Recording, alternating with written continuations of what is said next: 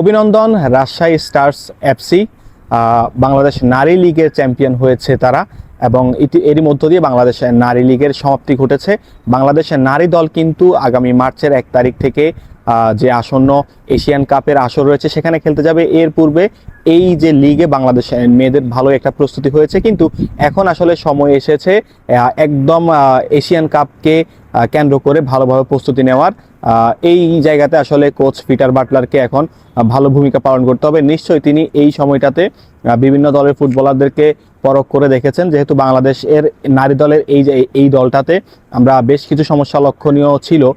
বিশেষ করে সাবিনা মাসুদাদের বিদায়ের পর থেকে বাংলাদেশের ডিফেন্স লাইনটা কিছুটা ভঙ্গুর, যেখানে ক্যাপ্টেন আফাইদা খন্দকারের নেতৃত্বে আমরা বেশ কিছু গোজামিল ইরোড দেখেছি বিগত ম্যাচগুলোতে, এবং সাগরিকা যেই এই দলের মেইন নাম্বার 9 হিসেবে খেলে থাকেন তাকে অহরহ গোল মিস করতে দেখা যায়। সো যখন আমরা এশিয়ান কাপের মতো মঞ্চে যাব সেখানে সুযোগ আমাদের হাতে খুব কম আসবে, যেহেতু বাকি দলগুলো আমাদের থেকে র্যাঙ্কিং অনেক অনেক এগিয়ে। সো আমরা যেই অল্প কয়েকটা সুযোগ পাবো সেখানে আমাদেরকে কাজে লাগাতে হবে। এই জায়গাতে নতুন যেই ফুটবলারটি এই আসরে 30টির অধিক গোল করেছেন তাকেও হয়তোবা কোচ পিটার বাটলার ডাকবেন। আবারও রাজশাহী স্টার্স এফসিকে অভিনন্দন জানিয়ে শেষ করছি।